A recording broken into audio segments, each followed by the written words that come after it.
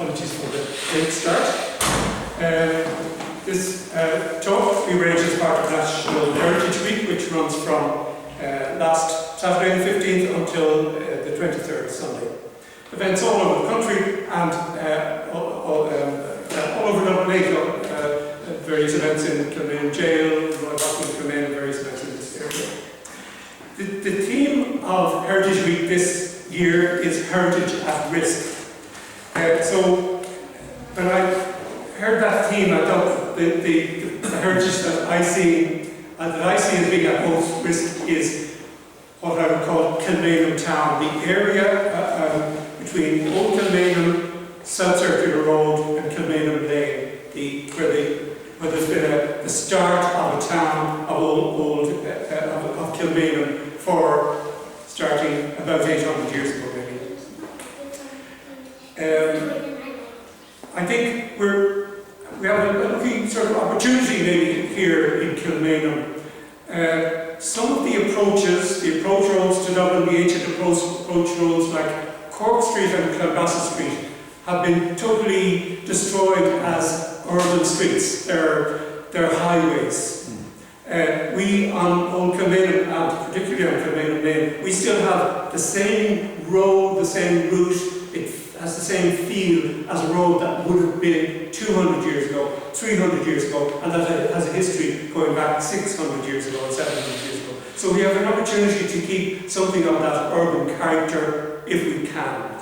How can we do that? I thought, who could I get to speak about that? And it's a person that I know has a keen interest in researching that area, knows a lot about that area, and that is a local architect, Peter Keenahan, who's our guest tonight. Peter, can you tell us about Heritage at Risk, Kilmainham town? I'm doing my best. Okay, so the downside in that, there are three versions of this which we've got to review already by not getting on top of the technology. This version is the least informative, but it still has information that that's Kilmainham Lane. This is the Bow Bridge, so that's how we know it's Kilmainham Lane. This is the name, obviously that's the Camac highlighted, and then dotted in is intended to be the street of Old Kilmainham. Then there's a bridge which is not really in the correct position, but this is really a diagrammatic representation of the area. He's basically trying to record the barony of the parish rather than any individual details. Second version now it has the ruins of Kilmainham outlined here in a rough square. The road down to Island Bridge and the main road, which we assume is the main road to what they call Rathcoole and Naas, is how it is described. It's the road through Kilmainham itself. This one doesn't show a secondary route, but it does show the Bow Bridge. So we assume that the secondary route, Kilmainham Lane, is not important enough to be recorded. Now, this is the one that we all know. This is the one that gives Berger. This one is attributed to Berger. He's drawn in a representation of the priory and a representation of the town. And again, we have to be very conscious that these are diagrammatic. For example, the representation of a church here is assumed by the cross, but it's exactly the same representation that he uses throughout all his maps, and it doesn't imply that there was a standing gable at this end. It's a reference. This is the Dugan map. So the last one we looked at 1650. This is 1673, and he's basically drawing Dublin, and on the outskirts of Dublin, he's included Kilmainham, but not in enough detail. And most unfortunately, the priory, which was still standing at this point, isn't important enough to be drawn in. But he has drawn in the street of houses in Kilmainham itself, and he has excellently drawn in where Watery Hill or Brookfield Road joins the main street, and where Kearns Place, as we call it now, deviates off. And that's an important aspect of that wasn't recorded by Gerda. It wasn't recorded in the death survey. This is another extremely important map. So this is Philip's map of 1685, drawn the other way around. So west of here, east down there. So the city comes to the fork in James Street, where the fountain is now, formerly the Royal Hospital grounds, newly built. So this is obviously a key building that he wanted to record. All the grounds of the Royal Hospital, and it's a little bit fuzzy, but he has represented Bow Bridge and Kilmainham Lane, but it kind of peters out and becomes kind of confused with the topographical representation. However, we get the same curve of Kilmainham, Old Kilmainham Street, and then that curve into Kearns Place. And then interestingly, he's represented this big curve at the top, which Roth also shows later on. And then all the new plots have been taken by Sir John Temple, and sold to William Robinson on this side of the street, and on the other side of the street, Sir Joshua Allen owned the property. So these were taken off the greater plot. And Temple is an important figure in all of this because he was a major landowner in Palmerstown, where he built his mansion. He was absolutely loaded with very lucrative positions. And he built, a little bit later on, he took all the land between them. In return for building the wall to confine the Phoenix Park now, only on the north side of the street, on the north side of the Liffey. He was granted all the land between it and the river, which was quite a clever move. And in particular, it's the lands on the periphery of the city that turned out to be the ones that he could get a return from. And earlier, he had done exactly the same thing before the park had been divided into the Kilmainham Hospital section and the King's Deer Park. So, for example, the embankment along Kilmainham Lane is owned or was owned by Sir John Temple. And the land at Irwin Court was owned by Sir John Temple. So all the deeds and the leases that were referred to go back to him, and then how he subsequently sold off and leased them out. This is that map of the Deer Park just before the Royal Hospital was, it was decided to create the Royal Hospital. So it's still called the famous Deer Park. This is the wall. It's been surveyed by a guy called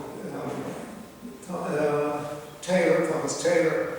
But the lands are in detail. For example, this is that embankment all along Kilmainham Lane. This is where Irwin Court became developed. There's a little island just off the screen here. All these lands that are numbered, amounting to 6 acres plus, were granted to Taylor in return for building the wall. Now, the interesting thing is, why is it only showing us this much wall? The implication is there was already a wall from this point on. Okay, so that's a clue as to where the existing wall of the priory probably was, or probably ended. And clearly it's some way to the west of where the embankment ends on the main lane. But how far, we're not sure. So Tyler Keith and Adrienne produced this map just a couple of years ago. You're all very familiar with it. They have suggested that the priory site, which is, legendarily unknown, is between Woolley's Acre and the Royal Hospital. The traditional view that it was always that it was actually on the site of Woolley's Acre, which is kind of more logical. This is their representation of the priory. The real contribution that they did some really excellent research, and the Registrum 14th century document, they went back through it in detail. It had been published, or a synopsis of it had been published by McNeill back in the 1920s. But there were a couple of little important assumptions made in McNeill's presentation of what the Registrum said. It's in Latin, that they have been interpreted differently. And key one that they've interpreted differently is that the core of the priory was not perhaps surrounded on all sides by the outer curtilage, that was how McNeill presented it, and it always created this problem for us, is how could that be so? How could the outer curtilage have surrounded the core castle, as it was called, on all sides, and still fit into the space that we know it occupied, or roughly know where it occupied. So again, this is Kilmainham, this is Bully's Acres, the Royal Hospital. So these are the meadows, we call just out of view is Island Bridge. Island Bridge was a key part of what the Priory owned. It was not just the strategic fording point and then a bridge point, but it was the fisheries on the Liffey that were their most prized possession. So, you know, when we think of where the Priory was, it would have been keeping an eye on Island Bridge to a greater extent, perhaps, than it was keeping an eye on the Hack and Kilmainham. Kilmainham is a town grew up as a service facility for the Priory. The Priory was a monastery essentially, but a military monastery. It would have had a lot of resources within it. We're talking about the barns and the stables, and there's grazing, there's cabbage, there's vegetable gardens. We know all of that, but you can only get a certain amount of that within the curtilage, and then externally, and then they made all their money, or most of their money, in the 13th and 14th century from taking in guests, well-to-do people who basically, it was an old people's home. They provided safety, comfort, food, and in return, they got paid. So, this is really the Storytime had this version of the first edition of the Ordnance Survey, 1847. It's published. It surveyed about 10 to 15 years before that. That this curve here kind of corresponds with what Phillips is showing us and what Rock is showing us. We know that the South Circular Road was an intervention. We know that there was a road leading down to Island Bridge, but how they actually connected, all the suggestions on these early maps are that they suggested by a big curve around a knuckle, and that wouldn't have happened unless something important was there. So this is a possibility.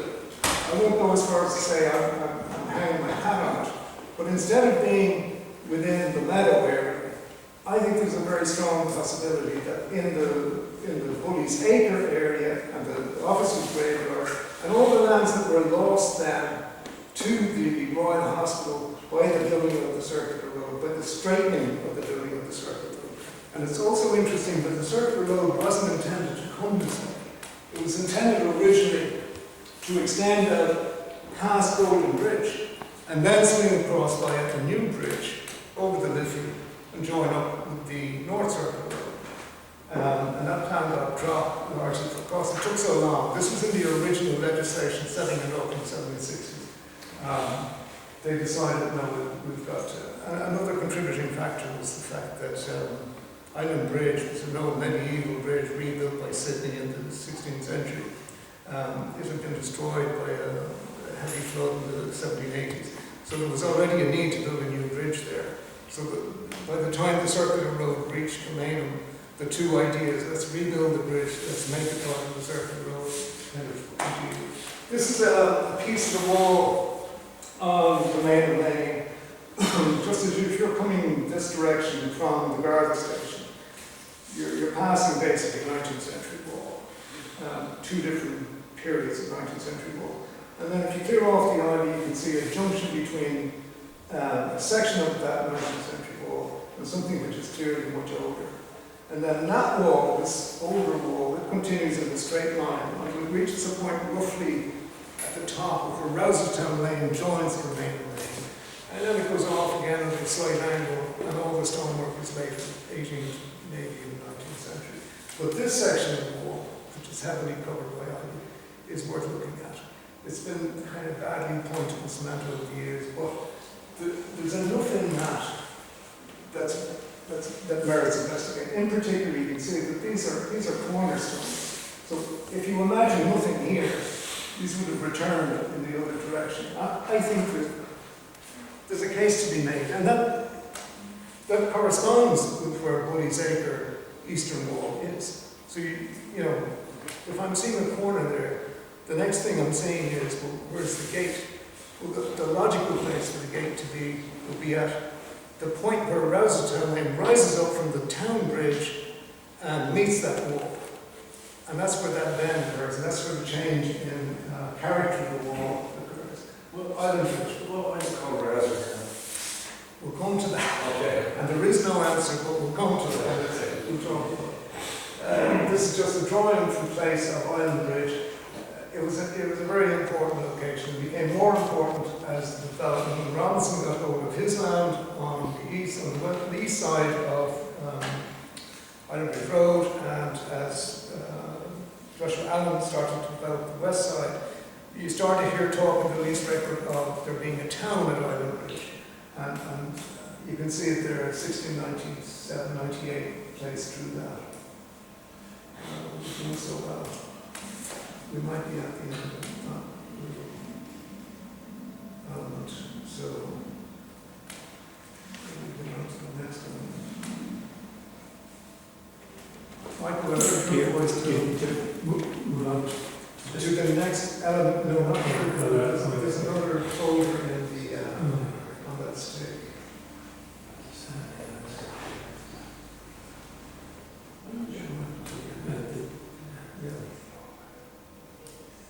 Maybe go down to the middle and see. Yeah, you should be able to get it. Yeah, 2. Oh no, that's all in the first dash. So we need the second dash. There. Yeah. Okay. And then we start at the top.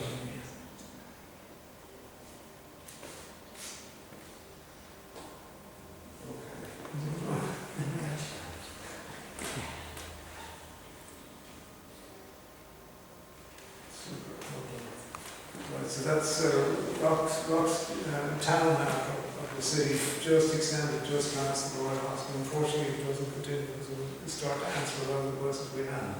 But the area of Kilmainham starts here. Bow Bridge was the division between the city liberty and the liberty of the manor of Kilmainham. So that's when the writing of the franchises took place. This is where the mayor and his entourage came down on horses, went down through the middle arts of Bow Bridge and on their way back up towards the city again. What we're seeing on this is we're seeing the start of suburban development creeping down past that point. So there starts to be a blurring of distinction between the city itself and the main. That's Bow Bridge, no photograph Bow Bridge. Some of you may remember Murray's Pub as well as Gibney's back in the day. It was a whole street of early houses. These were built between 1707 and 1713, the ones on the left, and slightly later the ones on the right. And you can see that they're fully urban, the 3-story, they're Dublin style, and then they start to step down into 2-story houses and they're more back in vernacular construction further on. That's another view of Bow Bridge from the same direction. You see Murray's over the side. That's a picture I took after they had done the conservation job on the bridge, and that's Murray's just before it was demolished. This is the central arch, so the third arch is over here. Yeah, it was encroached on. And these are the warehouses that existed down at Bow Bridge. These are between Bow Bridge and North Ground. So the ground is flat by the river. That's the wall that encroached, that took out the third arch. And we had a big 5-story stone warehouse. Over 2 levels of arched basement, an amazing structure. Survived into the 90s, it was demolished then. One of the justifications for demolishing it in the planning application is the fact that the wall on the north side was insecure and had to be held in by tie bars.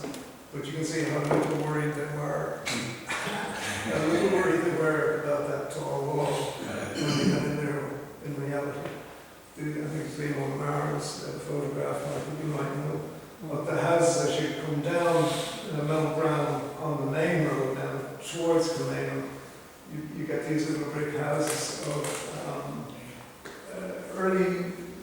19th century, some of them are slightly earlier than that. This one is, you can see it's three-story. This one is on the site of the St. James's Band premises, which was a feature there for a long time. You can see it on the right here. So it was a very interesting five-window wide house, very interesting layout of chimneys. Number 8, round brown, that's the back of it. You can see the flush mounted window frames and the slightly arched window. This would have been a really interesting house. That's how I remember it. Yeah, gradually, bit by bit, it was knocked down. And as the river was reduced in width, people started throwing little convenient arches over it for themselves. So at the back of O'Reilly Electrical Place, there's a little link to their other yard on the other side. It's obviously early 19th century, it's built out of brick, but you can see the river has been reduced. And obviously the implication of that is when it does flood, people are going to be impacted by it. Taking out the third arch, same thing. You only got 2 arches to go through, and you used to have 3. You're creating a flood risk. That's a main photograph of Faulkner's Mills, as we knew it. It's an aerial photograph of Faulkner's Mills. Now this is one of the few elements of the whole manner of Kilmainham that we can identify from pre-dissolution of the monastery's time. So it was referred to as Kelly's Mill in the earliest records. So at the dissolution there was an inventory taken of what belonged to the priory outside the walls as well as inside the walls. And there was 40 odd individual properties, including 2 mills, and this is one of them. And in the lease record we can track the Kellys and who the subsequent owners were, which tie all the way up, this continuous line, all the way up until Faulkner's. And unfortunately, I think if it had survived just another year or 2, we might have got it protected.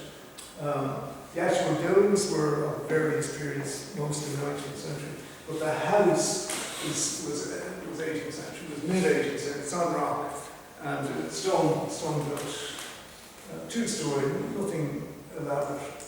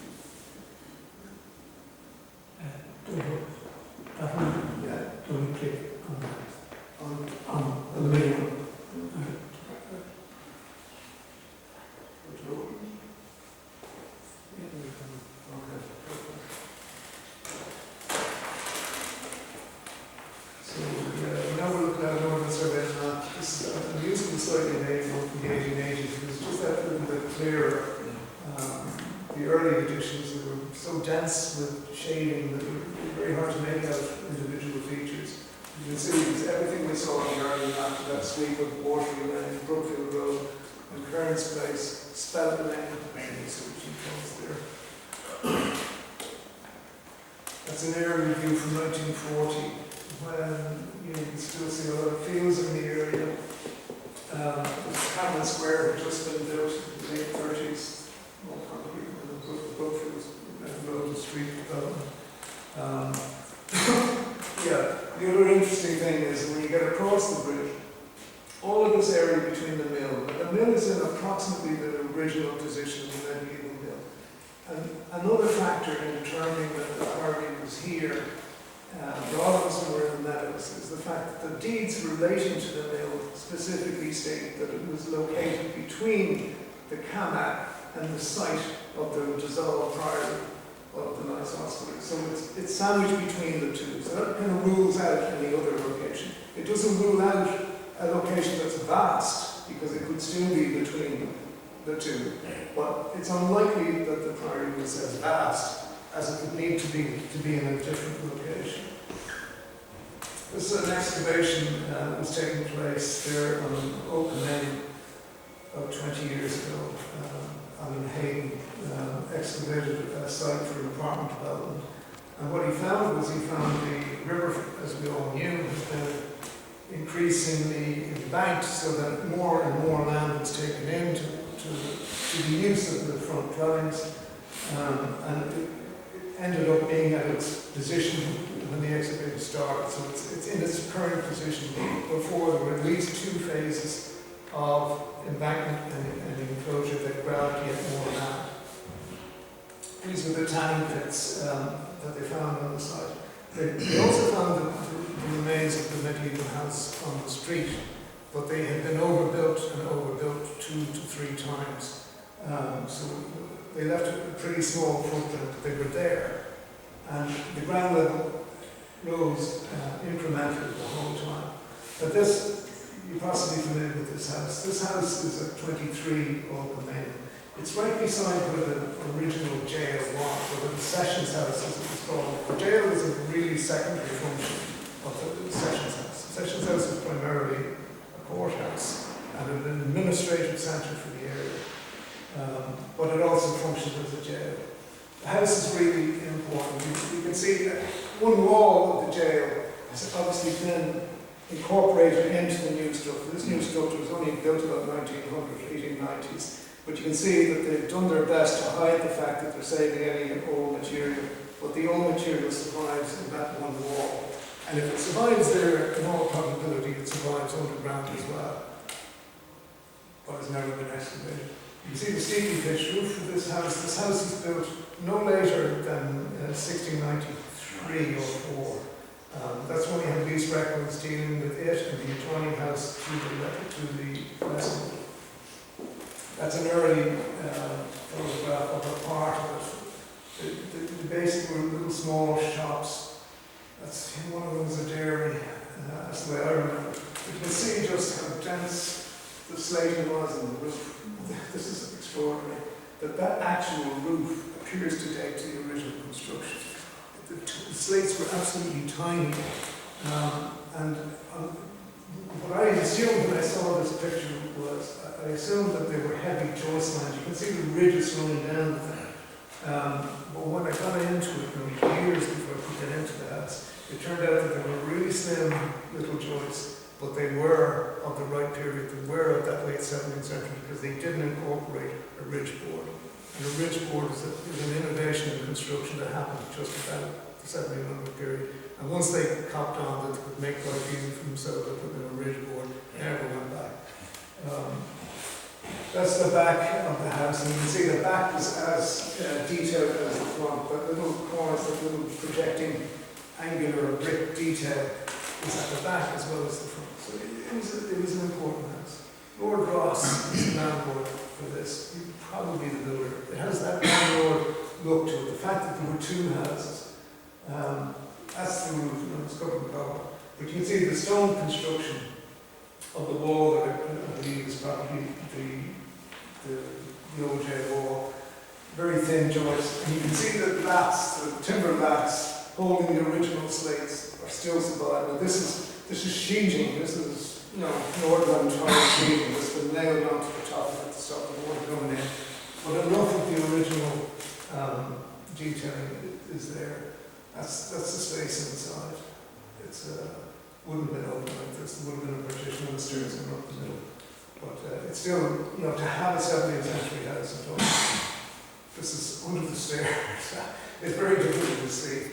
But there's chunky props and struts over the stairs. But there's a line of the original stairs. The original stairs were taken out and shunted forward a little bit. And it was originally a dogleg, but all that detail is still there. So that's why it's such an important house. This corner of the house, and you can see the next house adjoining it, which is also owned and probably built by Lord Ross, is the same basic design, just with deeper windows, and somebody has cemented over that detail, and they've got a new tiled roof, but it's the same house, same profile, same everything. This view is from G.A. Duncan, looking down the west on called Kilmainham. There's actually nothing in this view that's still standing. Nothing you can actually see. A little bit further down, he took a second view, just as you almost hit the curve down into Kearns Place.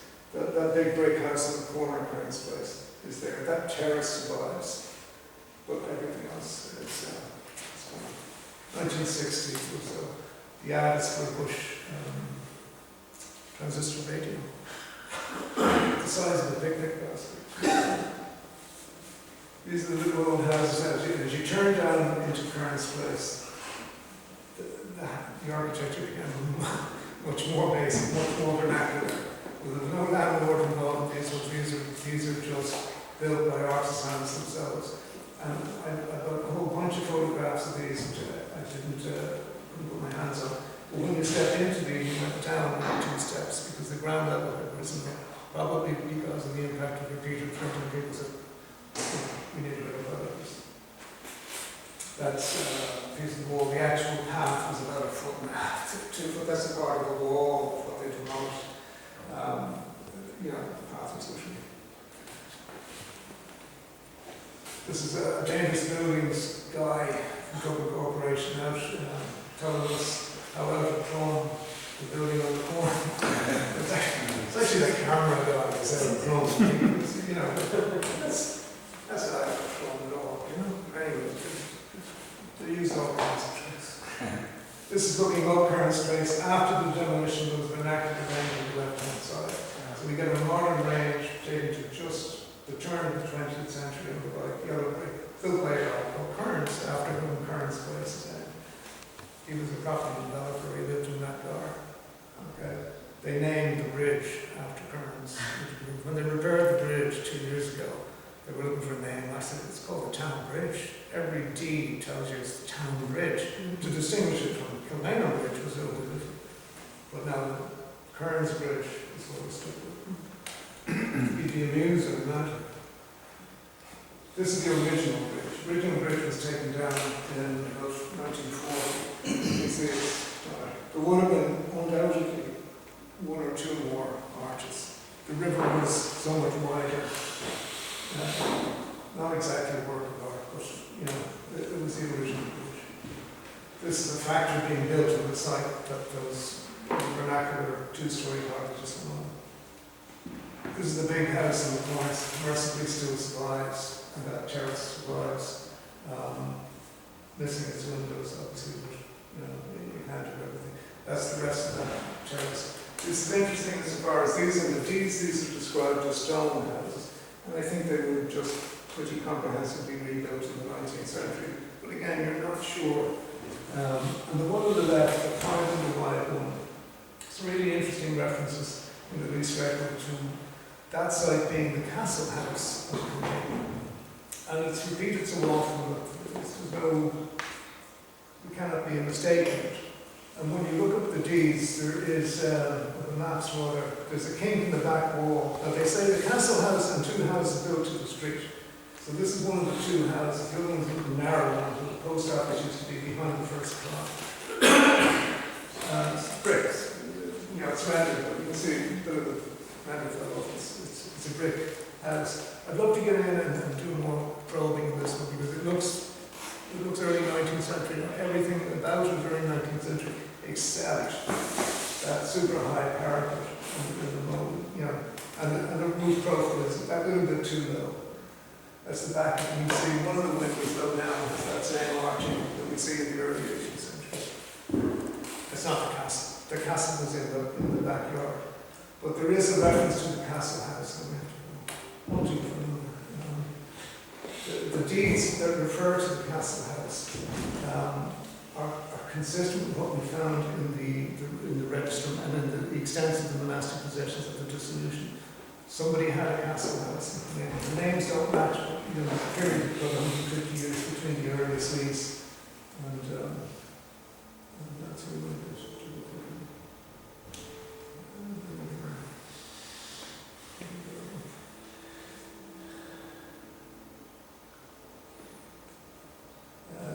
Right, so that's that map. This is the kink. Can you see it? There's a little kink here. this is the house we're talking about, the big 5-bay house. Here, and at an angle, an unexplained kink in the boundary. And the other thing is that the river originally swept down around about here, so that castle would have been more or less on the river. And then the bridge here, with the extra couple of arches, this is where we're talking about, the south bank of the river having been.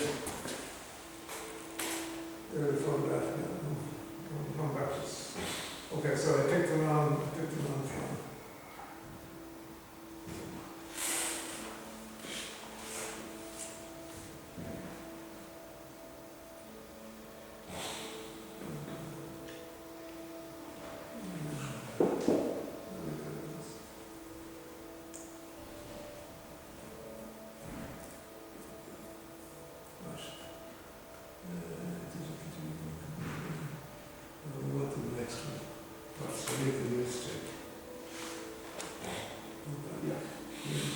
It's safe just to pull those things out.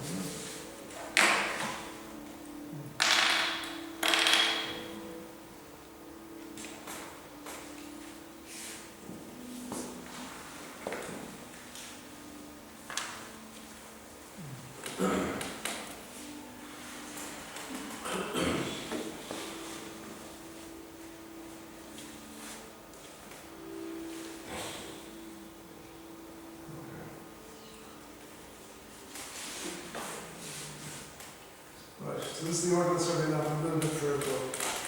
That's the one. Wait, that's the king control. This is where there would have been a square tower house, almost certainly. Beyond that, this land is owned by Bellews, then Lord Ross, and Bellews again, and then Bellews sold that plot to a guy called Fitzpatrick, who built this house, Shakespeare House. We call it because a statue of Shakespeare was found on it years later. That's their house. We possibly remember great big 4-story thing. It's only one room deep, and it backed onto the river quite closely. There was a little small yard at the back of it, a better speed up here. That's the statue of Shakespeare on the door.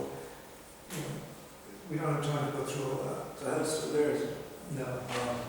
This means means photograph.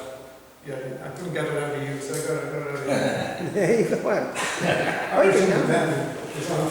think it was on board when it flooded that high. It's flooded that high. So the last surviving piece of it, this would have been a window reveal. That's where the sill would have been. This is on the first floor, so the ground level was raised up, but the guys who knocked it down, that was still usable as a backfill factory. What would be worth mentioning is, what would be worth mentioning at that point is that it wasn't knocked down until 67, I think. 1967, from Yeah. 1729 Yeah. up until 1967. I mean, they must If we'd got another few years out of it, we might have been able to say it. Peter, sorry, can I ask you a question? I lived down in Carrickmore Terrace, Yeah. and at the back lane there was a big old shabby house. Is I'm that coming the to that. house? That's not the house. No. Right next door. Same guy owned it, Bradstreet owned it. We're coming to that. That was a joy. I had notions we could get somebody to read. That would be an Albert Gates. He always thought it was an house in Kilmainham, right? So he wasn't down paying, even though it was only one room. It wasn't really a mansion house. It looked the part.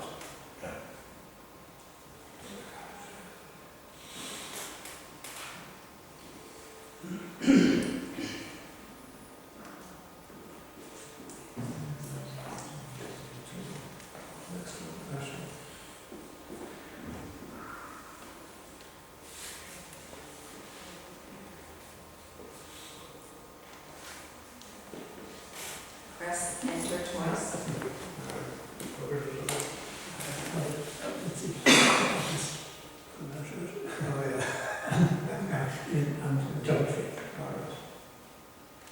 Alright, so this is the other side of the road leading up to Ashmount. So Ashmount is this. There's a whole story attached to it. Difficult to explain, but it was, we believe it was another one of these castle houses. The deeds refer to that. Now they refer to the castle garden and fields behind, and they don't put a comma between castle and garden. They never put a comma, so you don't know if they mean castle and garden and Kilmainham. But then some of the later deeds refer to it as a castle.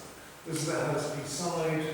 In the other part of the grounds, it was built around about the end of the 18th century. It looks a bit older than that, but it was actually only built in the 1790s. But it's a lovely 18th century house. That's actually have we control of this one? No, there's no plans, unfortunately. Anyway, that's Ashmount House. We got them to chip off the cement render just to see what we could see before they knocked it down. That's the house from the rear. The ground grows dramatically. All the ground was outside the street. That's why it wasn't really developed to the same extent. You couldn't put tanneries on it, you couldn't carry out the business there because you didn't have a backyard. You'd go up, a story essentially to get to the next side. That's the interior of it.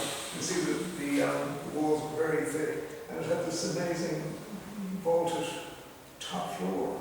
Now, it's in brick, but it's still vaulted, which is not normal for any, and yet it had this appearance of being an early 18th century house with the cushion on the window, which you can see, hopefully you can see, that the brick has been kind of knocked into the stone wall. So it's a heavy stone wall, consistent with it being a castle house. And then they kind of chipped out a few stones and put in bricks. It was all going to be dashed up anyway.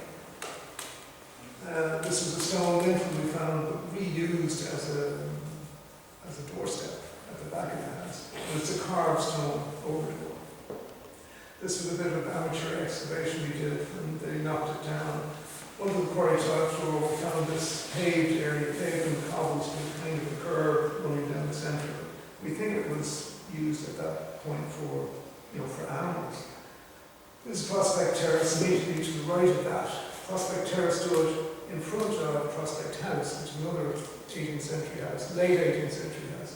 And essentially what they did was, Ashmount House just out of view on the left, it faced this way. Prospect House faced this way.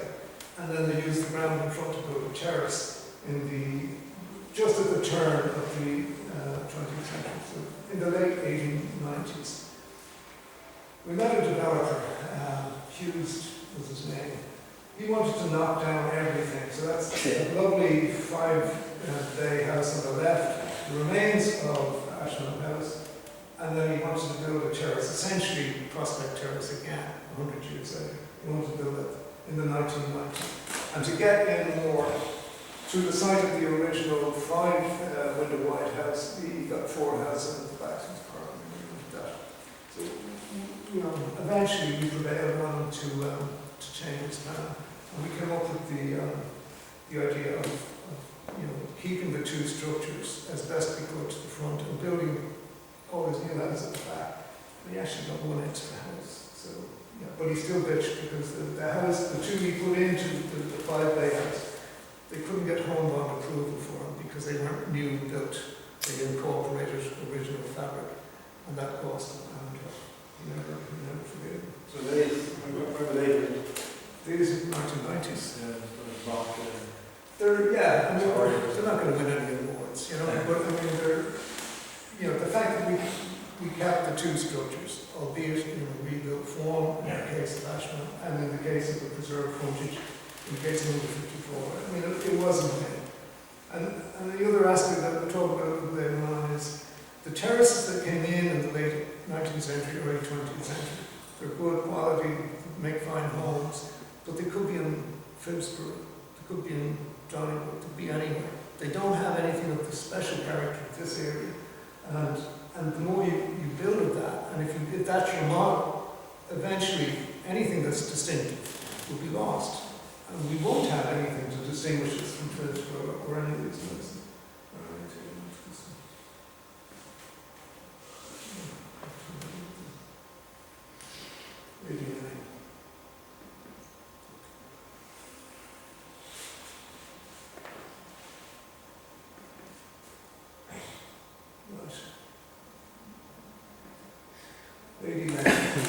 So, this is the Shakespeare House. Riversdale was his official name. He owned the second field.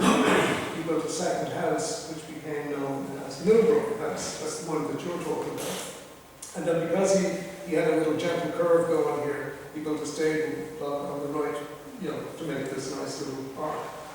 We owned all this land up to the lane. So what we call Lady Lane now is originally called Cow Lane. It was just presumably a route down to the river for water. The land on this side wasn't owned by Bradstreet. It was owned by a guy called Ferran.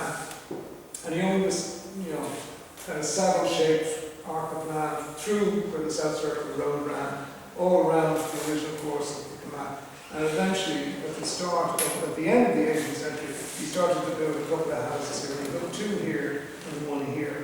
And then the White Streets Commissioners came along and they wanted to improve the width of the road as it led up to the now South Circular Road.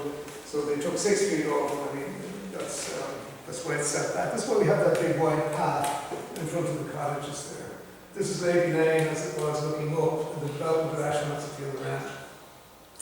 That was one of the last of the original cottages. Bradstreet, in his later days, developed a couple of cottages along that, just a little strip of them for workers. This is down the very bottom. This is Millbrook Terrace. This is the very last. So the map that I showed you a minute ago is 1908, and then hatched in, or revisions to that map from 1913. So somewhere between 1908 and 1913, these were built to cinder. They were built very cheap, with very questionable brick detail. They're very tiny. That's where Millbrook Terrace, or Millbrook House, originally stood.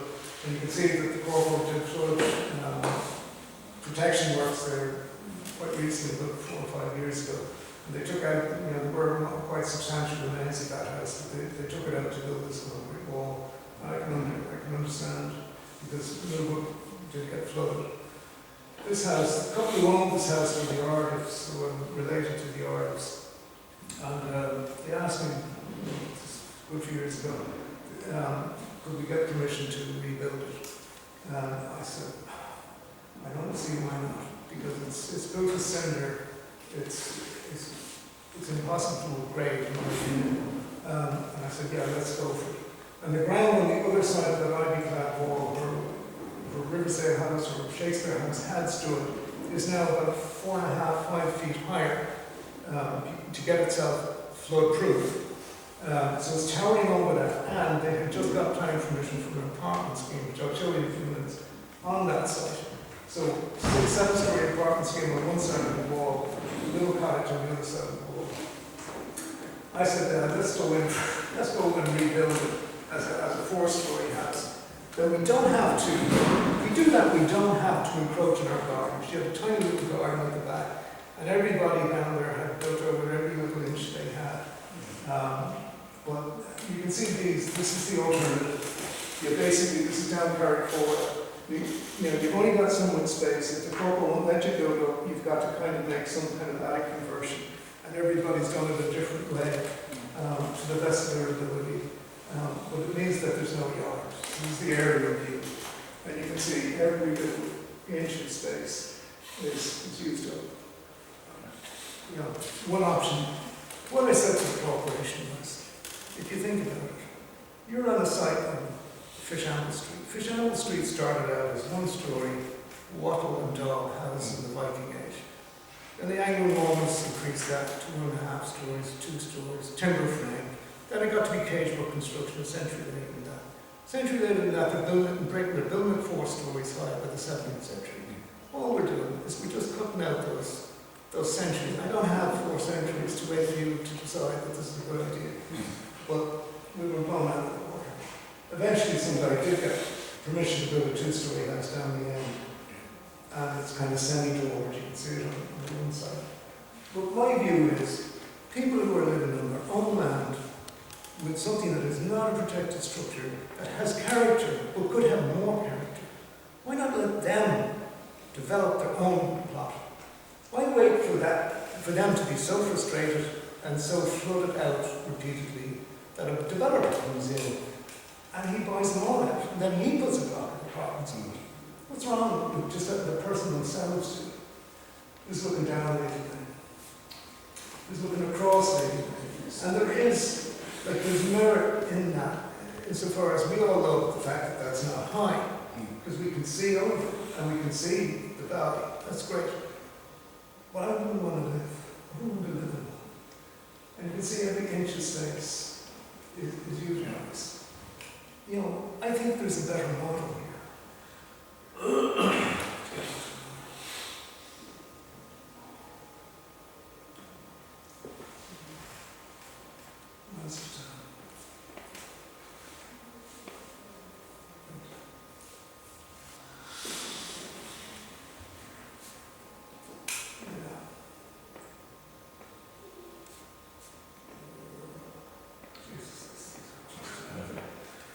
So this is the house we talked about before on the corner of this place. You can see there's a range of two-story houses that look against that. It works perfectly well. This is what I don't think the planners get. The reason that works, and the reason that it's a model, is that they're both building the same essential building blocks, if you understand. There's not one guy building a Lego and another guy building a Duplo. They're both Lego. Just one's taller than the other. Okay? And I think there's a rightness about that. And that's why I think they should be more open to you being able to go up. Everything doesn't have to be the same height. They have this notion, since Georgian times, they've had this notion that there's merit in everybody being the same parapet height. This is just another example. 3-story house, 1-story house. You know, the earth didn't come to a standstill. This is a laneway just running off the South Circuit Road. This is another thing that I bang on about. We used to be able to go up there to get the bus. We'd run the kids up to get the bus on South Circuit Road, no problem. It was a walkway through. And there's now apartments on both sides, so it's even safer. You know, at the time it wasn't safe.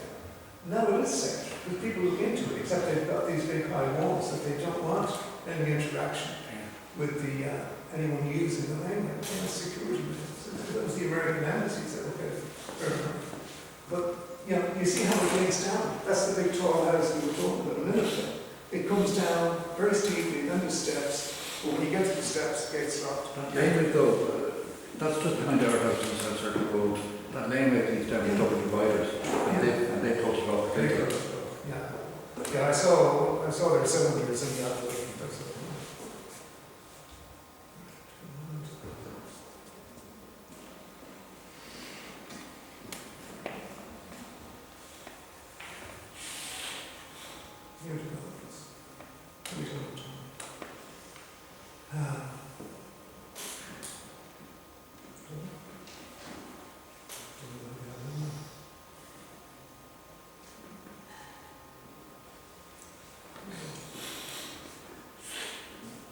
So if you look in the 19th century maps, all of Browsertown Way, all of that park down there, between it and Kilmainham is densely developed by small cottages, sometimes 2-story cottages, but it was every inch was occupied.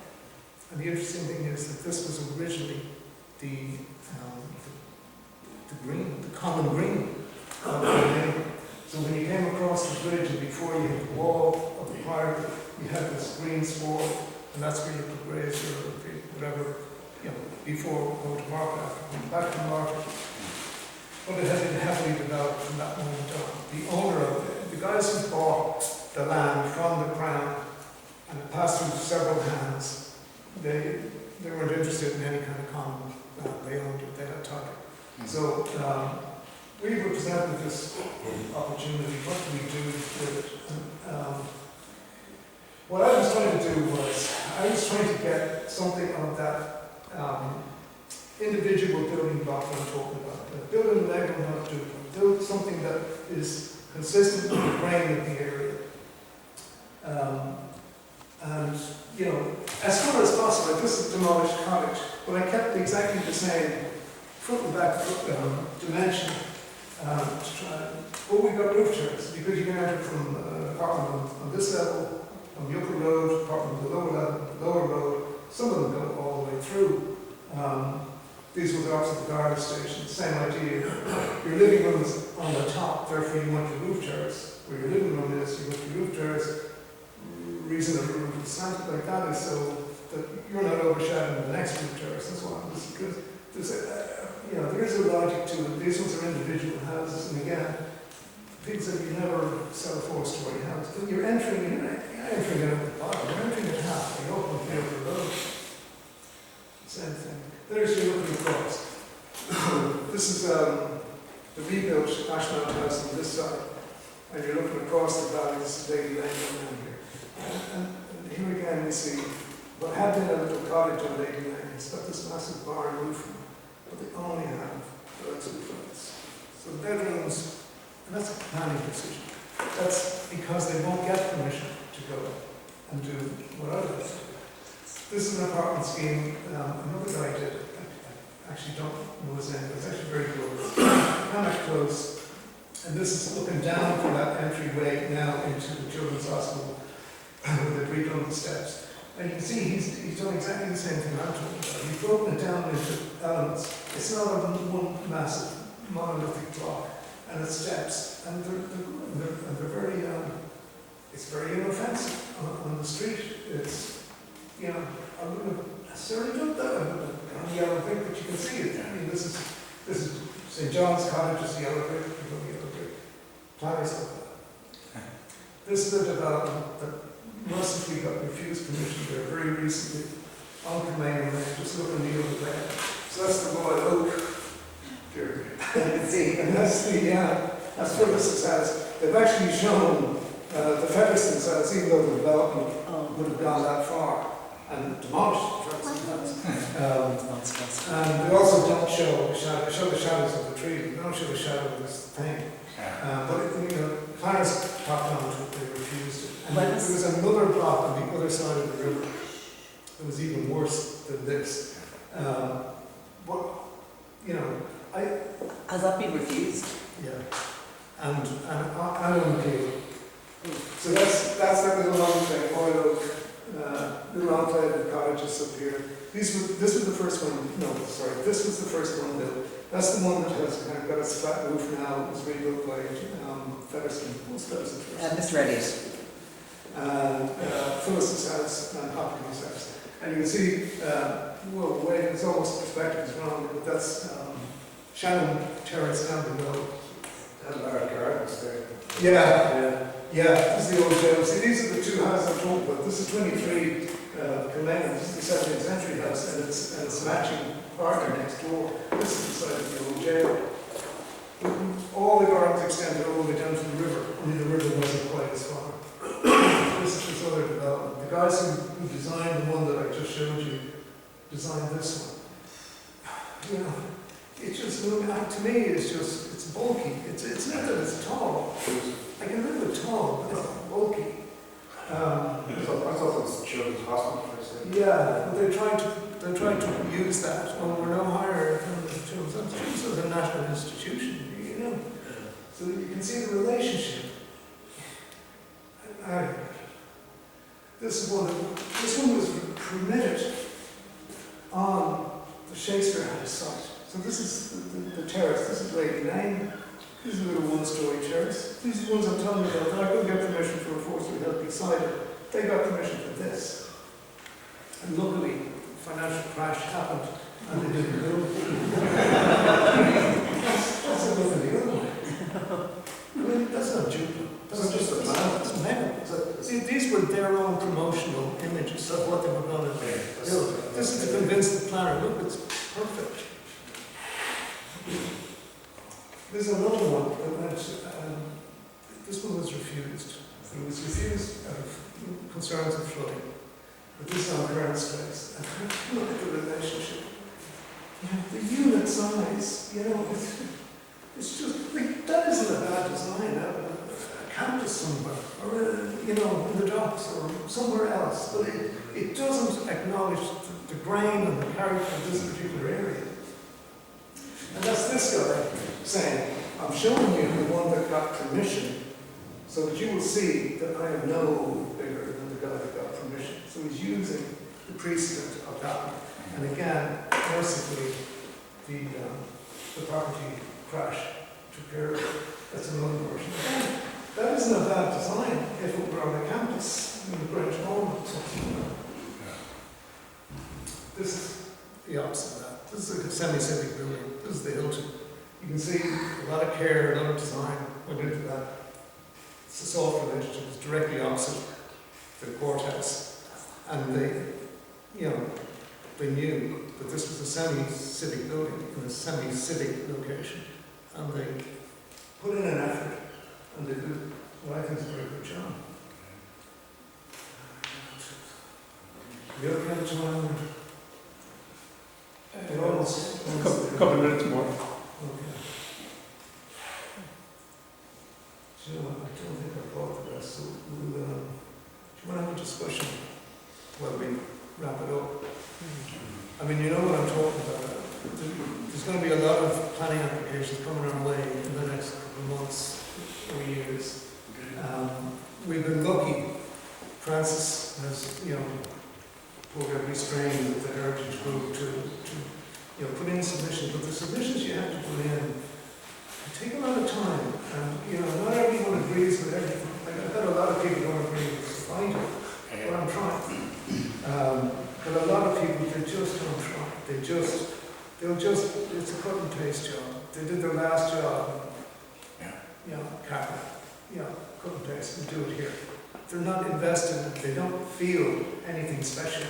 And they come here, and they probably take photographs, and there's nothing here.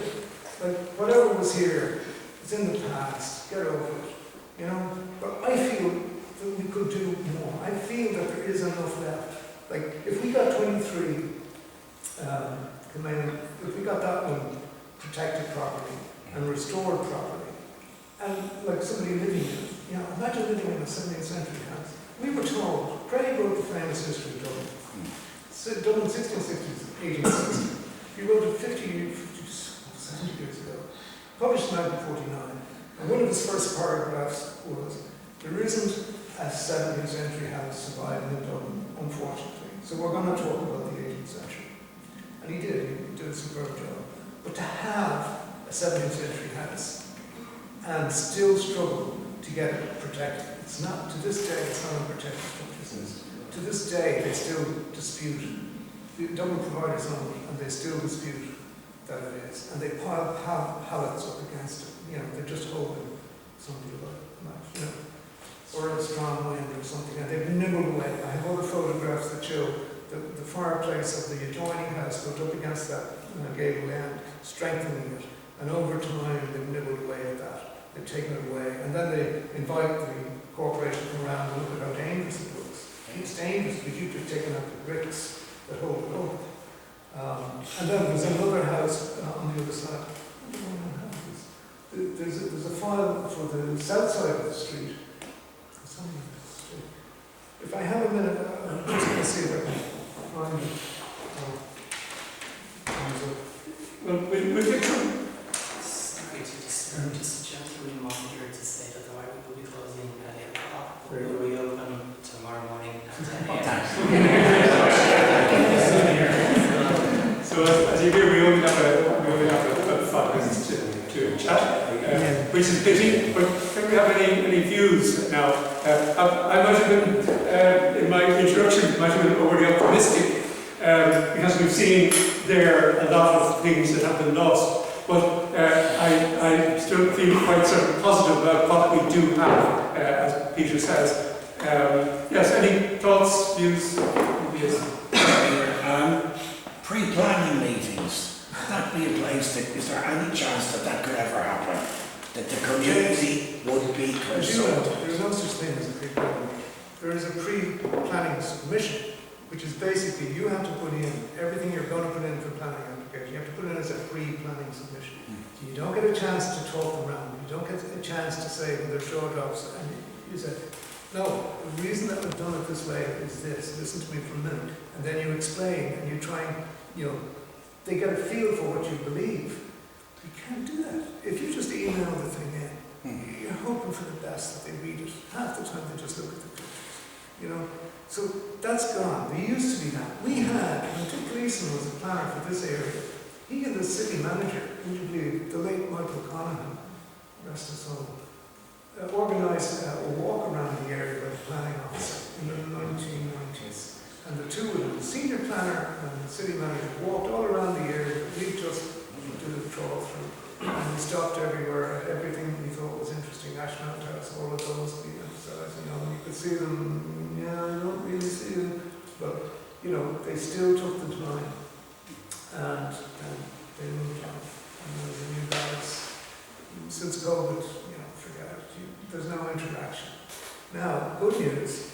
I got an email the other day from a lady in conservation to say that Arts Council funding has suddenly come through to do a conservation study on Kilmainham and Inchicore. The danger with lumping it in with Inchicore is they concentrate on Inchicore. You know, that's what always happens. But nonetheless, I've sent them a lot of information, and I'm hoping they've appointed an architectural firm called 7L, who I looked up. They're pretty good. They've done this kind of thing in Portlaoise and various places, and they seem to know their stuff. So they've been engaged. They have funding, and they're going to do a study of this area from a conservation point of view. And like, my hope is that they'll come to all the same conclusions we come to. It'll be stronger if we don't go, grab them by the neck and say, you know, look at this, I'm telling you this, I'm telling you that. If they come to their own conclusions and they're the same conclusions, that would be fantastic. So I don't know what the time frame is. They said they were going to, you know, they'd love to talk to me and all of that. I'd love to talk to you. The first time I've ever got a call from a corporation. So yeah, we'll see if anything comes out of that. But you know, I wouldn't be too hopeful. I think the fact that Inchicore is such a big entity anymore, and so much is happening in Inchicore. When you come up to Inchicore, there's coffee shops and everything seems to be just going up. And we're in Kilmainham and everything is just going down. You know, you're just waiting for the next planning notice to go in and you dread it. You know, whereas Inchicore, you know, the corner seems to be turned. Am I wrong about that? Am I wrong about that? Because Still that's all my money in Kilmainham, isn't there? Huh? There's still all money in Kilmainham. Tears right now. There's a centre. Two more thoughts, anybody else, anything they'd like to say? Is there anything though, like, I know you were saying, like, to get that preservation order, or anything like as a community can be done? Yeah. Is it awareness or? Yeah. I think it's numbers. Like when they see the same name, you know, at the bottom of every email saying, oh, you need to look at this. You know, they blanket it, you know. But if 2 or 3 people start doing that, it does make a difference. You know, it does.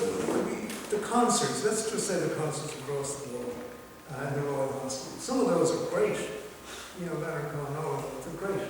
But some of them are really a problem. You know, you get gangs and couriers just roaming around making hell. And, you know, they promise you, well, we're going to judge the age profile of the artist to the area and all of that. Thank you for it. But it's, you know, I can see what they're saying. They're saying it shouldn't be. It should be a free-for-all, but nowhere. Marley Park shouldn't be a free-for-all. You know, there's no place that really should be a free-for-all. So it's a matter of policing it. But when I'm saying that, I get no. But if 2 or 3 people say it to them, and they're getting the same message, it seems to just click. So I think conservation and preservation is the same thing. I mean, how we can, when I phoned them up in frustration the last time, when the last application came in, I said, how is this building not on the protected structures list? 17th century. It should be automatically, there's not even a debate about it. Anything pre-1700 has to be, since I was in school, it has to be on the preservation list. And then anything post-1700, you have to make your case for it. But pre-1700, it's automatic. And I said, how, you know, are you disputing the information I'm giving you? Because even the last planning application, their experts had to kind of grudgingly say, well, it does appear to be 17th century, but it's in very bad condition. And water is rot, and water is rats, and all of that, you know. So, but, you know, numbers, let's just keep trying. Just before you wrap up, I want to mention a few things. We're the Kilmainham Inchicore Heritage Group. We have meetings mostly, nearly every last Wednesday of every month. Next month we don't have a meeting, but the Inchcore Library have invited me to give a talk during the Festival of History, and that will be a talk on New Kilmainham, which is west of South Ayrton Road, Inchcore, Golden Bridge, and I'm going to be talking about New Kilmainham in 1926, looking at the census and some of the changes that were taking place 100 years ago and the changes that were just about to take place. The whole area was going to get increasing population by 1/3 with the building of the Wolfen Estate. So that'll be last Wednesday of September during the Festival of History. And there'll be another talk from Leo O'Mara on the last Wednesday of October. Now, if you want to hear about walks and talks and events, please put your name and email address on that list there. Even if you booked and gave me, sent your email me about booking a place for this meeting, you won't be on our mailing list unless you're already on our mailing list. You'll get monthly emails, but if not, add your name to that list there and you'll go on our mailing list to hear about our future events. Thank you very much, Peter. That was a great event.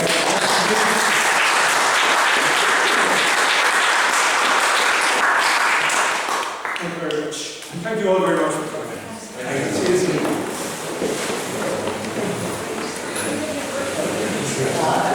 soon.